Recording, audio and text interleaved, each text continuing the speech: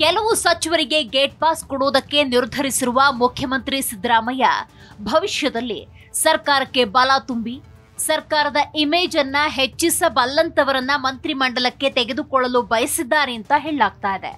ಮೂಲಗಳ ಪ್ರಕಾರ ಸಿದ್ದರಾಮಯ್ಯ ಇಡ್ತಿರುವ ಈ ಹೆಜ್ಜೆಗೆ ಹೌದು ಎನ್ನದೆ ವರಿಷ್ಠರಿಗೂ ಬೇರೆ ದಾರಿಯಿಲ್ಲ. ಯಾಕಂದ್ರೆ 2029ರ ಸಂಸತ್ ಚುನಾವಣೆಗೆ ಹೋಗುವ ಮುನ್ನ ಕರ್ನಾಟಕ ಎಂಬ ಸೇನಾ ನೆಲೆಯನ್ನ ಉಳಿಸಿಕೊಳ್ಳಲೇಬೇಕಾದ ಅನಿವಾರ್ಯತೆ ಅವರ ಮುಂದಿದೆ. ಕಳೆದ ವಾರ ದಿಲ್ಲಿಯಿಂದ ಬಂದ ವರ್ತಮಾನ ಸಿಎಂ ಸಿದ್ದರಾಮಯ್ಯ ಬೆಂಬಲಿಗರ ಆತ್ಮವಿಶ್ವಾಸವನ್ನ ಹೆಚ್ಚಿಸಿದೆ. ಇದರ ಪ್ರಕಾರ ರಾಹುಲ್ ಗಾಂಧಿ ಅವರಿಗೆ ಕೊಡಬೇಕಾದ ಮೆಸೇಜ್ ಅನ್ನ ಸಿದ್ದರಾಮಯ್ಯ ಕೊಟ್ಟಿದ್ದಾರೆ. ಯಾವಾಗ ರಾಹುಲ್ ಗಾಂಧಿ ಅವರಿಗೆ ಈ ಮೆಸೇಜ್ ಅನ್ನ ಸಿದ್ದರಾಮಯ್ಯ ತಲುಪಿಸಿದ್ದಾರೆ ಅನ್ನೋ ವರ್ತಮಾನ ಸಿಕ್ತೋ ಆಗ ಸಿದ್ದು ಆಪ್ತರ ಪಡೆ ಸಂಪುಟ ಪುನಾರಚನೆಯ ದಿನವನ್ನ ಎದುರು ನೋಡ್ತಿದ್ದಾರೆ. ಇತ್ತೀಚೆಗೆ ರಾಹುಲ್ ಗಾಂಧಿ ಅವರ ಜೊತೆ ಮಾತನಾಡಿರುವ ಸಿದ್ದರಾಮಯ್ಯ ಸರ್ಕಾರ ಅಸ್ತಿತ್ವಕ್ಕೆ ಬಂದು 2.5 ವರ್ಷಗಳಾಗ್ತಾ ಬಂದಿದೆ. ಈ ಹೊತ್ತಿನಲ್ಲಿ ರಾಜ್ಯ ಸಚಿವ ಸಂಪುಟವನ್ನ ಪುನಃ ರಚಿಸಬೇಕು ಎಂದಿದ್ದಾರೆ. ವಾಸ್ತವವಾಗಿ ಸಚಿವ ಸಂಪುಟದಲ್ಲಿರುವ ಹಲವರ ವಿಷಯದಲ್ಲಿ ಸಿದ್ದರಾಮಯ್ಯ ಸಮಾಧಾನದಿಂದಿಲ್ಲ. ಕಾರಣ ಈ ಮಂತ್ರಿಗಳು ಅಧಿಕಾರಶಾಹಿಯ ಕಪಿಮುಷ್ಟಿಗೆ ಸಿಲುಕಿ ಕೆಲಸ ಮಾಡ್ತಿದ್ದಾರೆಯೇ ವಿನಃ ಅವರಿಗೆ ತಮ್ಮದೇ ಆದಂತಹ ದೃಷ್ಟಿಕೋನ ಇಲ್ಲ. ಹೀಗಾಗಿ ತಮಗೆ ಕೊಟ್ಟ ಖಾತೆಯ ಜವಾಬ್ದಾರಿಯನ್ನ ಅಧಿಕಾರಿಗಳ ಹೆಗಲಿಗೆ ಹಾಕಿ ಅವರು ಹೇಳಿದ ಜಾಗದಲ್ಲಿ ಸಹಿ ಮಾಡಿ ನಿರುಮ್ಮಳವಾಗಿದ್ದಾರೆ. ಇವತ್ತು ತನ್ನ ಮೇಲಿರುವ ಸಾಲ, ಗ್ಯಾರಂಟಿ ಯೋಜನೆಗಳಿಗೆ ಕೊಡಬೇಕಾದ ಹಣ, ನೌಕರರ ವೇತನ, ಪಿಂಚಣಿಗೆ ನೀಡಬೇಕಾದ ದುಡ್ಡು ಇವೆಲ್ಲವೂ ಸೇರಿದಂತೆ ವಿವಿಧ ಬಾಬ್ತುಗಳ ಹೊಡೆತದಿಂದಾಗಿ ಸರ್ಕಾರ ಆರ್ಥಿಕ ಸಂಕಷ್ಟಕ್ಕೆ ಸಿಲುಕ್ತಾ ಇದೆ. ಹೀಗೆ ಸಂಕಷ್ಟಕ್ಕೆ ಸಿಲುಕಿರುವ ಸರ್ಕಾರಕ್ಕೆ ಟಾನಿಕ್ ಆಗುವಂತಹ ಸಲಹೆಗಳನ್ನ ಕೊಡಬೇಕಾದ ಮಂತ್ರಿಗಳ ಪೈಕಿ ಬಹುತೇಕರು ಡೆಡ್ ಕ್ಯಾಪಿಟಲ್ ಆಗಿ ಹೋಗಿದ್ದಾರೆ. ಇವತ್ತು ದೇಶದಲ್ಲಿ ಕಾಂಗ್ರೆಸ್ ಪಕ್ಷ ಎಷ್ಟು ಸಂಕಷ್ಟದಲ್ಲಿದೆ ಅಂದ್ರೆ ಇದೊಂದೇ ಅಂದ್ರೆ ಕರ್ನಾಟಕ ರಾಜ್ಯದಿಂದ ಇಡೀ ದೇಶದಲ್ಲಿ ಪಕ್ಷವನ್ನ ಬಲಪಡಿಸುವ ಅನಿವಾರ್ಯತೆ ಇದೆ. ಈ ಹಿಂದೆ ಎಸ್.ಎಂ. ಕೃಷ್ಣ ಮುಖ್ಯಮಂತ್ರಿಯಾಗಿದ್ದ ಸಂದರ್ಭದಲ್ಲೂ ಕಾಂಗ್ರೆಸ್ ಪಕ್ಷದ ಪರಿಸ್ಥಿತಿ ದಯನೀಯವಾಗಿತ್ತು.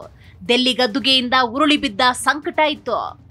ಈ ಸಂದರ್ಭದಲ್ಲಿ ಕರ್ನಾಟಕ ಮುಖ್ಯಮಂತ್ರಿಯಾಗಿದ್ದ ಎಸ್.ಎಂ. ಕೃಷ್ಣ ತಮ್ಮಿಂದ ಸಾಧ್ಯವಾದಷ್ಟು ನೆರವನ್ನ ಹರಿಸಿ 2004ರ ಹೊತ್ತಿಗೆ ಕಾಂಗ್ರೆಸ್ ದಿಲ್ಲಿ ಗದ್ದುಗೆ ಹಿಡಿಯಲು ನೆರವಾಗಿದ್ರು.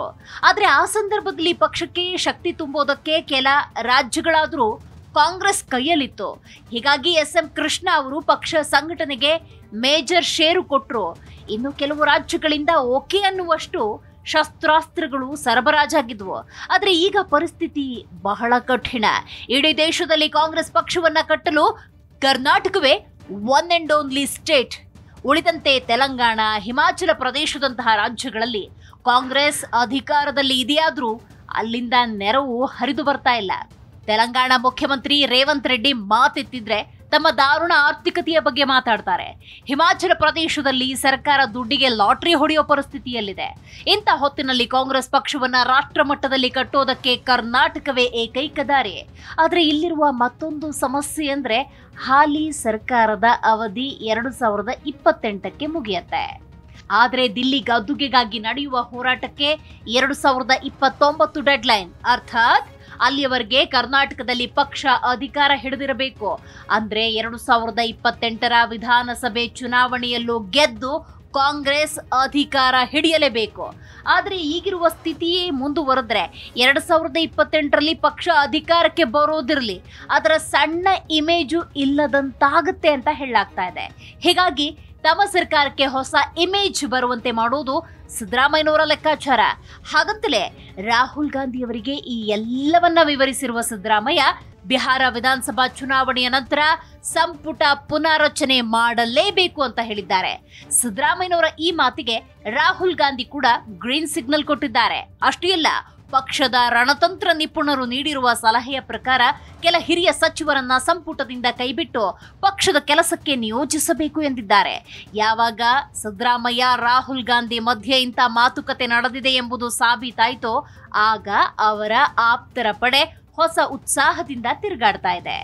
ಹೀಗೆ ರಾಹುಲ್ ಗಾಂಧಿ ಅವರ ಬಳಿ ತಮ್ಮ ಮನದ ಇಂಗಿತವನ್ನ ತೋಡಿಕೊಂಡಿರುವ ಮುಖ್ಯಮಂತ್ರಿ ಸಿದ್ದರಾಮಯ್ಯ ತಮ್ಮ ಮಂತ್ರಿ ಮಂಡಲದಿಂದ ಹೊರಗೆ ಹೋಗಬೇಕಾದವರ ಪಟ್ಟಿಯನ್ನ ಸಿದ್ಧಪಡಿಸಿದ್ದಾರೆ.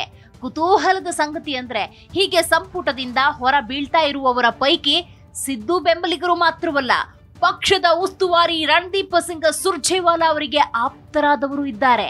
ಹೀಗೆ ಸುರ್ಜೇವಾಲಾ ಅವರಿಗೆ ಆಪ್ತರಾದ ಸಚಿವರೊಬ್ಬರು ತಮ್ಮ ಖಾತೆಯ ಜುಟ್ಟನ್ನೇ ಸುರ್ಜೇವಾಲಾ ಅವರ ಕೈಗೆ ನೀಡಿದ್ದಾರೆ ಅನ್ನೋದು ಸಿದ್ದರಾಮಯ್ಯ ಅಸಮಾಧಾನ. ತಾವು ಮಂತ್ರಿಮಂಡಲದಲ್ಲಿ ಸೇಫ್ ಆಗಿರಬೇಕು ಅನ್ನೋ ಕಾರಣಕ್ಕಾಗಿ ಸುರ್ಜೇವಾಲಾ ಅವರಿಗೆ ಈ ಸಚಿವರು ಅಂಟಿಕೊಂಡಿದ್ದಾರೆ ಅನ್ನೋ ಮಾತು ಕೇಳಿ ಬರ್ತಾ ಇದೆ. ತಮಗೆ ಬೇಕಾದ ಕೆಲ ಅಧಿಕಾರಿಗಳ ಮೂಲಕ ಸುರ್ಜೇವಾಲಾ ಈ ಸಚಿವರ ಖಾತೆಯ ಆಗು ಹೋಗುಗಳನ್ನ ನಿಯಂತ್ರಿಸುತ್ತಿದ್ದಾರೆ ಅಂತ ಹೇಳಲಾಗ್ತಾ ಇದೆ. ನಾಡಿನ ಭವಿಷ್ಯವನ್ನ ರೂಪಿಸಬೇಕಾದ ಈ ಖಾತೆಯು ಪರ ರಾಜ್ಯದವರ ಭವಿಷ್ಯ ಬೆಳಗ್ತಾ ಇದೆ ಅನ್ನೋದು ಸಿದ್ದರಾಮಯ್ಯ ಅಸಮಾಧಾನ. ಹೀಗಾಗಿ ಇಂಥ ಸಚಿವರಿಗೆ ಗೇಟ್ ಪಾಸ್ ಕೊಡುವ ನಿರ್ಧಾರ ಸಿದ್ದರಾಮಯ್ಯನವರದ್ದು.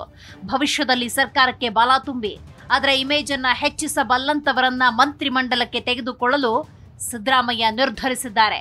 ಮೂಲಗಳ ಪ್ರಕಾರ ಸಿದ್ದರಾಮಯ್ಯ ಇಡ್ತಿರುವ ಈ ಹೆಜ್ಜೆಗೆ ಎಸ್ ಅನ್ನದೇ ವರಿಷ್ಠರಿಗೂ ಬೇರೆ ದಾರಿಯೇ ಇಲ್ಲ. ಯಾಕಂದ್ರೆ 2029ರ ಸಂಸತ್ ಚುನಾವಣೆಗೆ ಹೋಗುವ ಮುನ್ನ ಕರ್ನಾಟಕ ಎಂಬ ಸೇನಾ ನೆಲೆಯನ್ನ ಉಳಿಸಿಕೊಳ್ಳಬೇಕಾದ ಅನಿವಾರ್ಯತೆ ಎಐಸಿಸಿ ಮುಂದಿದೆ. ಹೀಗಿರುವಾಗ ಯಾವುದೋ ಒತ್ತಡಕ್ಕೆ ಸಿಲುಕಿ ದುಡುಕಿದ್ರೆ 2028ಕ್ಕೂ ಮುನ್ನವೇ ಸರ್ಕಾರ ಪತನವಾದರೆ ಗತಿ ಏನು ಅನ್ನೋದು ರಾಹುಲ್ ಗಾಂಧಿ ಯೋಚನೆ. ಹೀಗಾಗಿ ಬಿಹಾರ ವಿಧಾನಸಭಾ ಚುನಾವಣೆಯ ಫಲಿತಾಂಶ ಬಂದ ತಕ್ಷಣವಲ್ಲವಾದ್ರೂ ಡಿಸೆಂಬರ್ ಹೊತ್ತಿಗೆ ಸಂಪುಟ ಪುನಾರಚನೆ ನಿಶ್ಚಿತ.